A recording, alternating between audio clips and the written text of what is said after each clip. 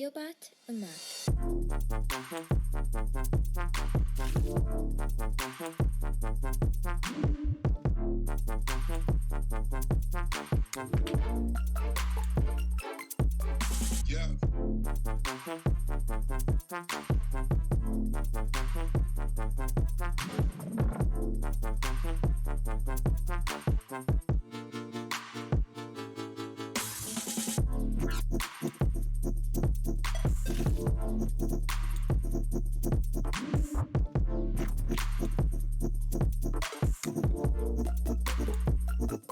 Paratria.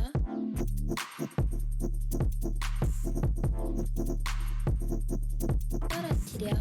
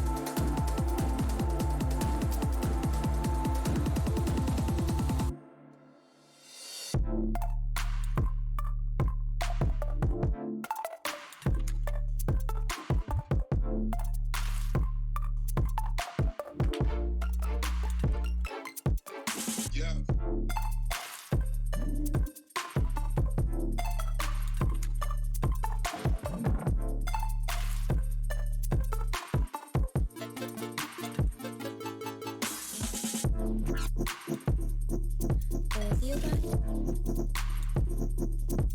معك. سوري. Paratria.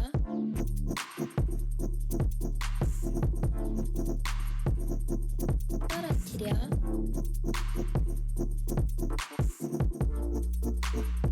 Sorry. Paratria. All right, good morning, everybody.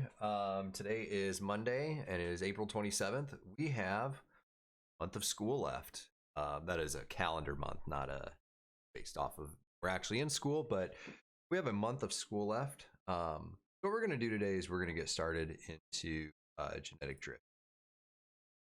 Excuse me. So genetic drift is one of those things that is a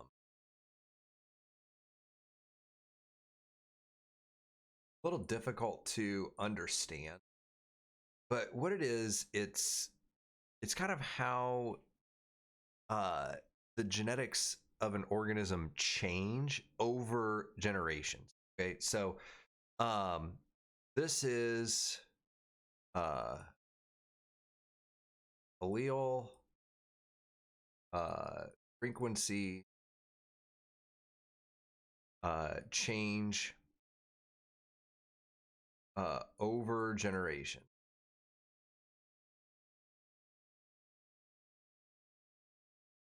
And there is a reason why this is important, why this whole thing is important. And the reason, so what this does is this will show you how a group of organisms is evolving, not necessarily how it's going to look in, like, 10 million years, but more of how is it going to look in 10 years. So it's a lot more kind of small scale. Now, this does lead to a lot larger scale. And so a lot of this is due to sampling error. So it's changed due to sampling error and selecting the alleles for the next generation from the gene pool based on the current population. All right. So we're going to look at, oh crap, I just opened up Zwift.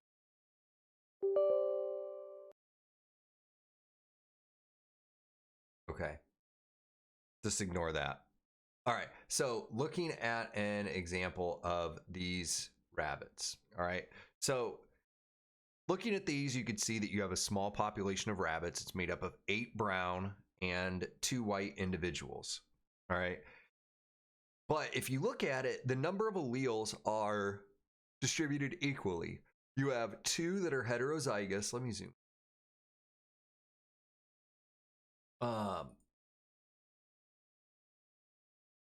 You have 2 that are, or I'm sorry, 2 that are homozygous dominant. You have 6 that are heterozygous, and you have 2 that are homozygous recessive. So if you count this, you have 4, 5, 6, 7, 8, 9, 10 dominant alleles, and you have 4, 5, 6, 7, 8, 9, 10 recessive alleles. So in this population, your dominant and recessive alleles are expressed equally. So 0.5, 50, 50. All right, we talked about P representing dominant alleles and Q representing recessive alleles. So 5 rabbits reproduce, these top 5.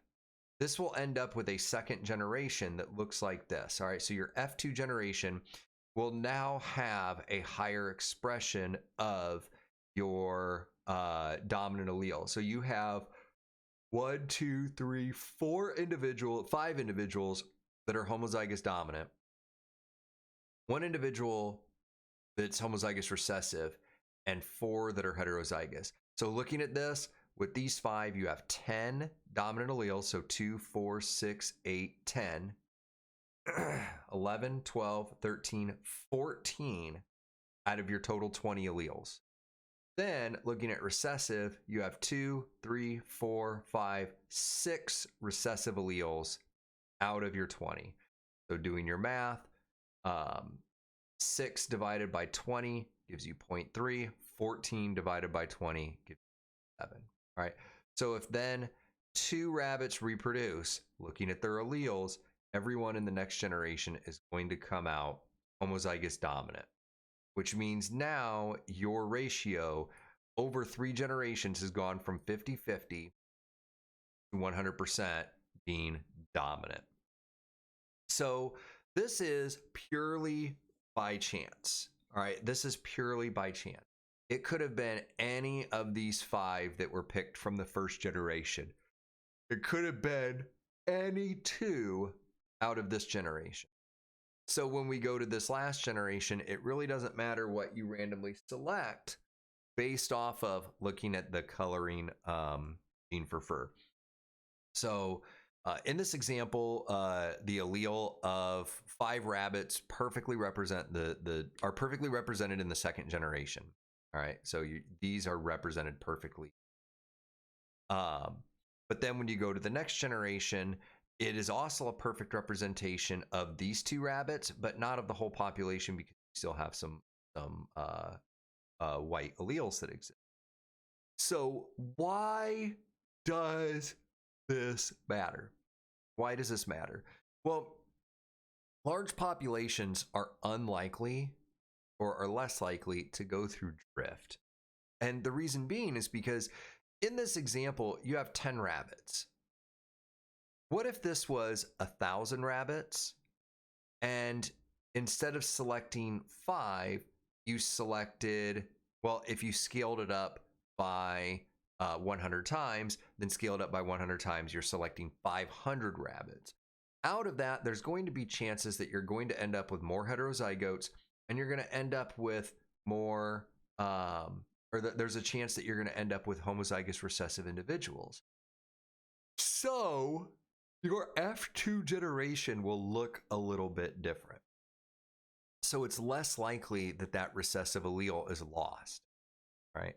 And there's a name for that. If this allele is lost, we refer to this as, all right. So I would say that an allele is fixed when that's the only one that shows up in the population. So fixation is 100% of either P or, but not both. All right, so you are fixed when you have 100% of them. All right. And looking at this rabbit example, is this really a good representation? Not really. You only have 10 individuals. So going back, if we had a 1,000 rabbit population and 500 survived in order to reproduce, that would be a more accurate representation because your sampling rate is a lot higher. All right. So imagine flipping a coin. All right. Imagine flipping a coin. Let's say you flip a coin 4 times. All right. So with Google, you could get Google to flip a coin for you. So I got tails. Let's flip it again. We're just going to do 4 times. I got tails. Flip a coin. Tails again. And then the last time I got heads. So looking at that example, right? Looking at that example with that, I flipped a coin. So what should we get? So it should be 50-50, right? Now, would we consider, let's say, 49-51 to be pretty equal? Well, for the most part, yes. All right. So would it be exactly 50-50? No, but it would be pretty close. What result did we actually get? Our actual result was 1-3, which if we scale up comes to 25-75. That is such a poor representation of 50-50. All right. It is such a poor representation of 50-50 having this actual result. Now, if I were to go back to my web browser and flip a coin and I was going to have it do it 100 times or even 1,000 times, we would start to get more of a representation that's closer to 50-50. Now, could we say that in this situation that the coin is doctored in some way? Like it's weighted to land on one side more than the other? Well, no, not necessarily. We only flipped it 4 times. All right, so that's not a good representation of what the overall population is. And I hope that example kind of makes sense. Since what it does is it accounts a lot more for some of the randomness that occurs, right? So it's just like when we're in class and someone's like, "Can I go to the bathroom?" And I'm in the middle of a lecture. So of course, like, time and place is not a thing that is known. And I'm like, you know what? Let's let this coin decide whether it's heads or tails. Is that situation truly a 50-50? Well, I mean, if I flip the coin 1 time and it lands on heads, of course, then the person guesses tails. Every single time you always get someone like, "Oh, it's rigged." How do you know it's rigged? We only flip the coin 1 time. And that's why it's always asked, well, flip it again. Because as you start to add more chances onto there is a possibility that you're going to start to be correct. And it's the same thing with this. We only actually flipped the coin 4 times. So we got a really poor result because of it versus if we were to flip it a lot more. And this is where, how does this relate actually to genetic drift? Well, in our example, we sampled 10. What if we sampled 1,000? Then that would be more representative of what's actually going on within a population, right?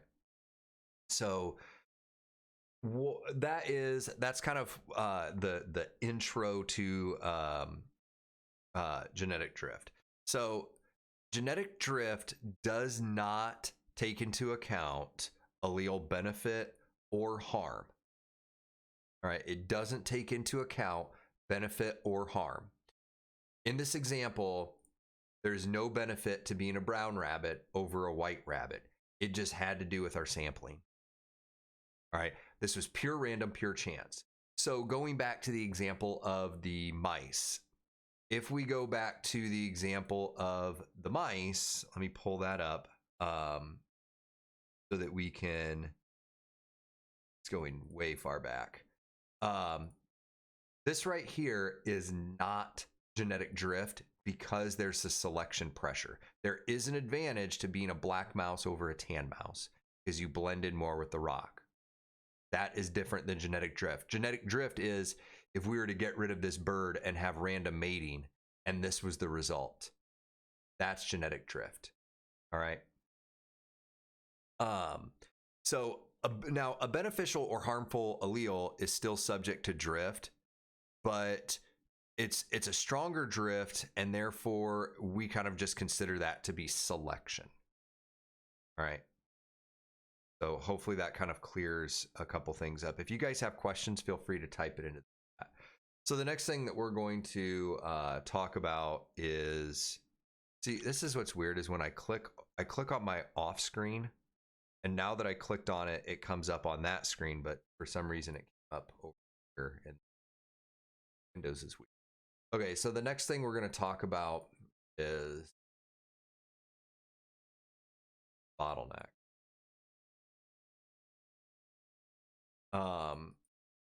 You'll sometimes hear this called a genetic bottleneck or a bottleneck effect. Usually if somebody says bottleneck and they're referring to biology, then that's genetic bottleneck or bottleneck effect. So this is extreme drift. All right. This is extreme drift and it's random. This is not selected. So this is random, not selected.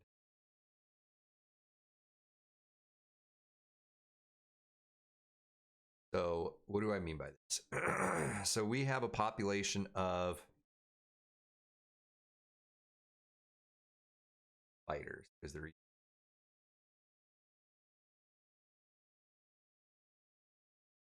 we have a population of spiders. That's how you make a population real quick.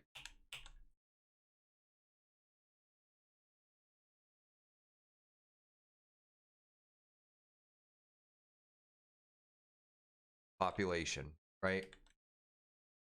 And this could be any number of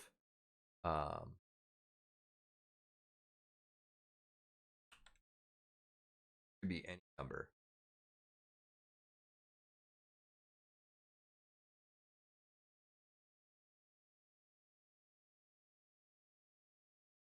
So right here, you have a bunch of spiders, everybody's favorite. All right. So you have a bunch of spiders. Then let's say a flood happens. All right. Let's say a flood happens. So when the flood happens, you erase stuff really fast. Well, you just copy and paste blank squares. So a flood happens.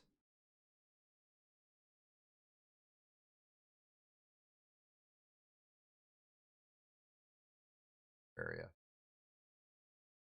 Crap. You have this left, right? Was the population targeted? No. Went after a random group. Now, this is still a decent size compared to before. But what if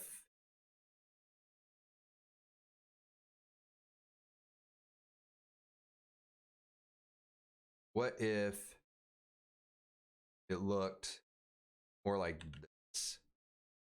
You're now down 5 individuals. You have 5 spiders left and then this little leg right here. Poor guy. Well, what you've done is you've bottlenecked population. So you've taken a large group, right? A large group, and you've narrowed it down to a smaller group. Now you have a smaller population.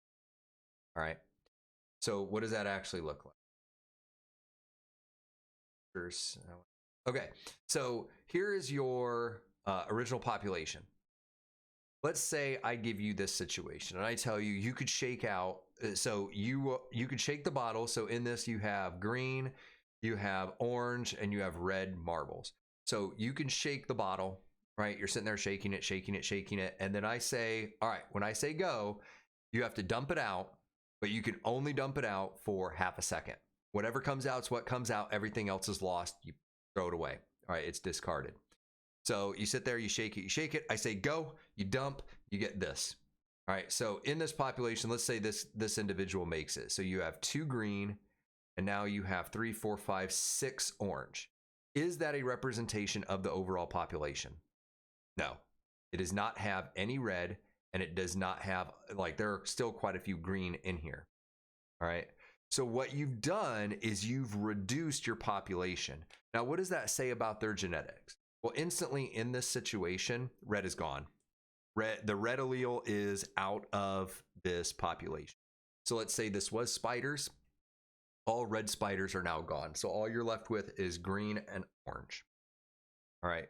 And that was not due to selection. A bird didn't see it and is like, you know what? I'm going to eat the red ones because they look like they taste better, or they stand out more, or they look less poisonous. That is not an effect. All it is that you are going after a random group. It could have been anything that fell out in this. So how can a bottleneck reduce your genetic diversity? Just like this. You've added in some sort of selection pressure, which is only allowed, or a certain event that is only allowed certain individuals to survive. All right. Why is this important? Why is this important? Well, think about it. If now in our spider example, we'll use the jar. So you have green, add 6 orange.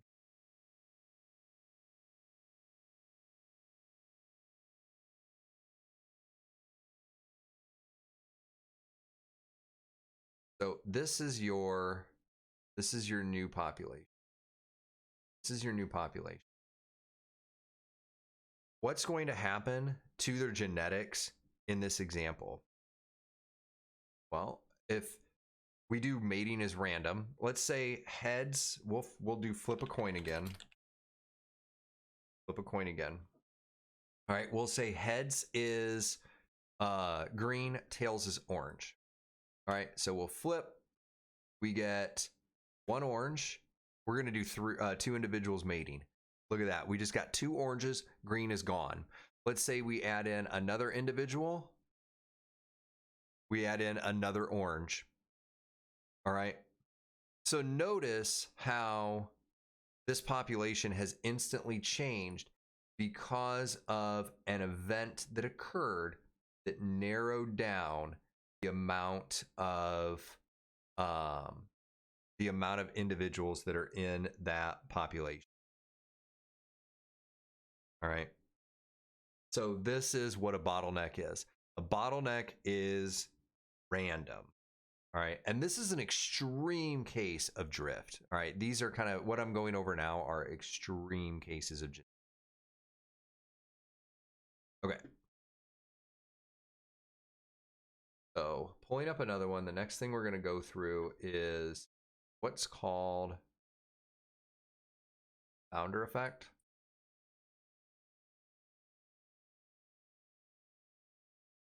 So when I talk about my friend who studies evolutionary biology, what she was looking at was founder effect. So founder effect is small group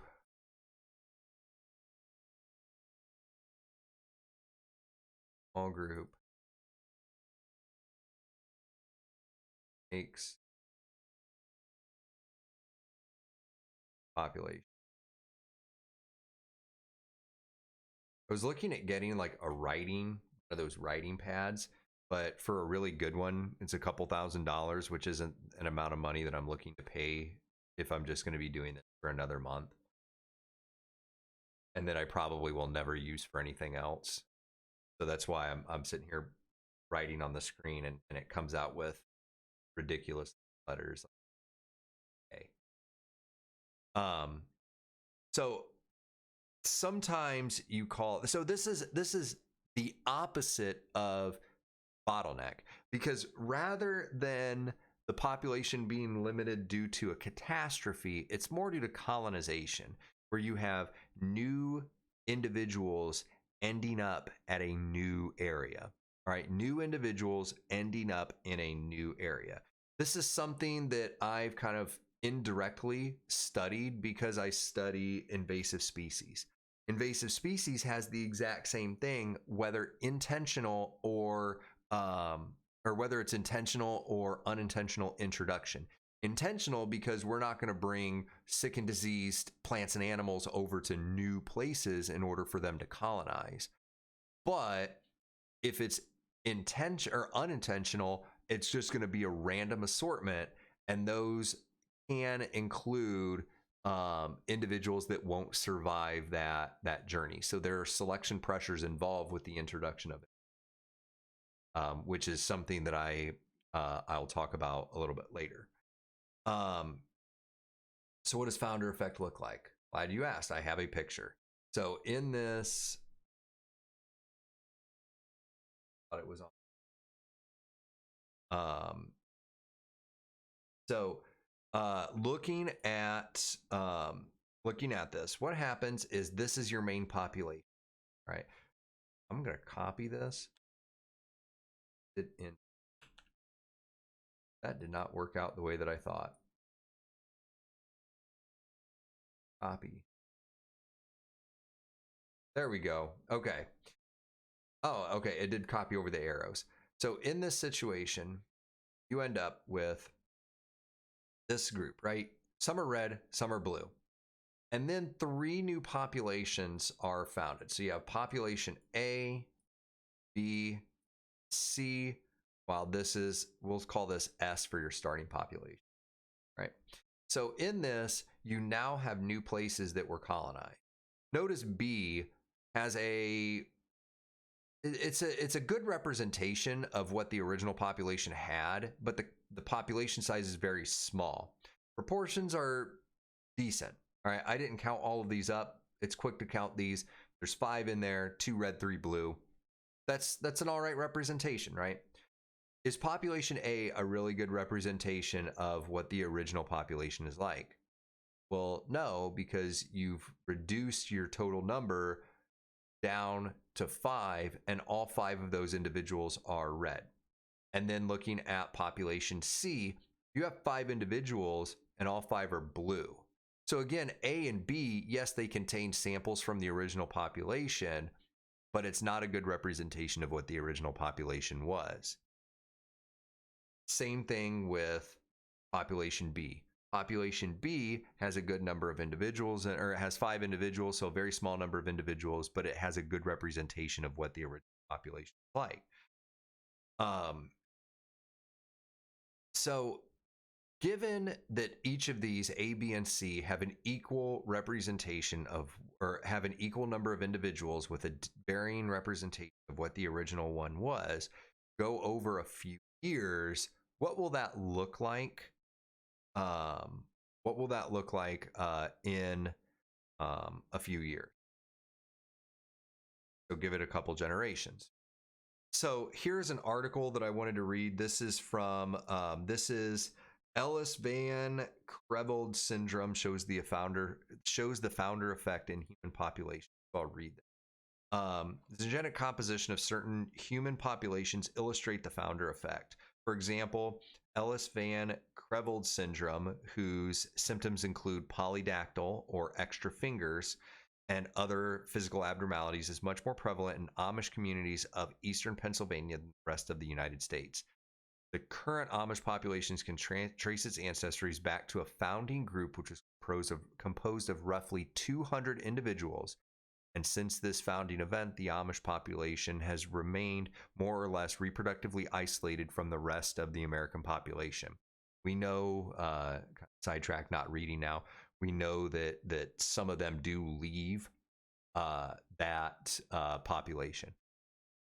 Back to the article, it is believed that a single couple out of the original 200 founders carried a recessive allele for Ellis Van Creveld syndrome. Genetic drift in combination with reproductive isolation caused this allele to increase in frequency in the population. This led to a much higher prevalence of the syndrome among the Amish relative to the rest of the American population. Excuse me. So thinking about that, going back to our original example of the rabbits, there were 10 of them there. Two of them had two of them were white. The rest were brown. If 5 individuals were picked that were either heterozygous or homozygous recessive, and what if white was a characteristic that was separate? So let's say the like polydactyl in humans where you have an extra finger, all right? That would lead to a different course using genetic drift. Notice we're not selecting against white and brown rabbits. And this trait in Amish is not selected against. Having an extra finger is not something where it's like, oh, I have an extra finger, so a pterodactyl is going to eat me more than everybody else, right? So there's no selection pressure that's against it. It's completely random. But you're starting with a sample of 200, and that's going to cause that gene to linger in the population. And then when it presents itself, it's going to present itself in a higher proportion. Maybe not necessarily a higher number, excuse me, but a higher proportion.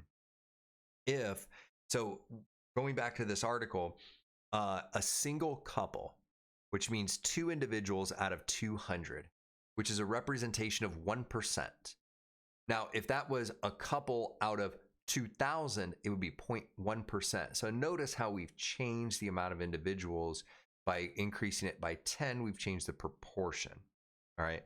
And so that's why this kind of we discuss a lot of this stuff. So hopefully that explains a little bit. Switch back to my camera. And so okay, it is working. So to summarize, natural selection, unlike natural selection, genetic drift does not depend on alleles' beneficial or harmful effect. Instead, it just changes the frequency based off of chance. It's a random subset of individuals, and then those are what's used to sample for the next generation. Every population experiences drift. Smaller populations definitely feel it more often. It doesn't take into account its adaptive value for the population of that allele, and it may result in the loss of a beneficial allele and then arrive at fixation or 100% of that allele. In the example with the birds and the mice, those mice eventually will move toward 100% fixation of the black allele, meaning that the tan allele will go. And the 2 examples that we talked about, founder effect and bottleneck, are cases in which a small population is formed from a large population. So you basically sampled the larger population to end up with a smaller group. So I hope all of that kind of makes sense for everybody. Again, if you have questions, the reason that I live stream this is so that you could type it into chat. I'm pointing at my chat box like you guys can actually see it. The reason that I do this is so that you guys have chat available so that you can ask questions. If not, send me emails with questions. Look at your grades. Tell everyone that you can to get onto PowerSchool and to Gradebook and look at their grades. At the end of this semester, if you don't pass this class, it will go in as an incomplete and you'll have to finish it next semester. At that point, then if you don't finish it with a grade higher than an F, then it will actually go on your transcript as an F. So get work turned in, because if you can get that grade up from an F, that's less that you have to do next semester for the next school year. Trying to think if there's anything else that I need to go through announcements. I had to close my email because every time I have my email, it pops up with makes noise in the background. What else? Get work turned in. If you need any help with anything, you have any questions, I always do Google Meets after this. That is open to anyone to ask questions in. So parents included. I have to say this because I just have to. Make sure that you are typing in your name when you join Google Meets. When you follow that link that's posted under the announcements of PowerSchool, make sure that you type in your name. All right. If you type in something ridiculous, or a nickname or anything like that, and it pops up on the screen as this person wants to join your call, I will hit reject on it because I need to make sure that people are not getting into it that should not be into there. All right, so Google Meets is open for everybody. If you need to sit down and talk outside of that, because let's say English is next, let's say you have English from 10 to 11 or math from 10 to 11 or whatever, you need to talk, or you're a parent and you have a meeting, get on to PowerSchool, send me an email, and we can set up a time to have Google Meets separate. I won't invite everybody else. We can talk to Google Meets. If you don't want to do that, I can use Zoom for how terrible of a program that is. We can use Skype. No, that's not great either, but there are other things that we can use in order to sit down and kind of talk through issues, questions, anything like that that you have. But if it's outside of the regular office hours, send me an email so that I know, because we're still doing stuff outside. Like, it's not just I do this and then I go to office hours and then it's a free day. I'm still making assignments. I'm still grading. I'm still doing all that stuff. Get late work turned in. I know this is kind of a long-winded announcement for all of this stuff, but get things turned in. If you know of a friend who is not doing anything because he doesn't want to do anything, make sure that you tell them to get onto PowerSchool and do all of that stuff. We still have to take attendance for all of this. All right, so we take attendance by seeing who logs into PowerSchool and other things too. If you don't get onto PowerSchool, but you send me an email with assignments and that, well, you have to get onto PowerSchool to get assignments. If you have questions about PowerSchool, email me, let me know. Everything is right there on PowerSchool. I'm not keeping any secrets from anybody. All right, I don't like surprises. I don't like secrets. So it's all out there if you guys have any questions. Where's my ending? My ending screen. That will be everything that I have. I'm going to use the bathroom and then I will move over to Google Meets. So check PowerSchool, come in and ask questions. You can also, if you don't have a computer, you can call in the number to join my lobby. It does that. I don't have to accept you coming in. It'll join automatically. Just make sure you tell me who you are, because if you jump into there and you're just like, hey, I got a question. Okay, what class? I need to know what class and what your question is and stuff. So take advantage of that. But I will see everybody over at Google Meets in about 5 minutes.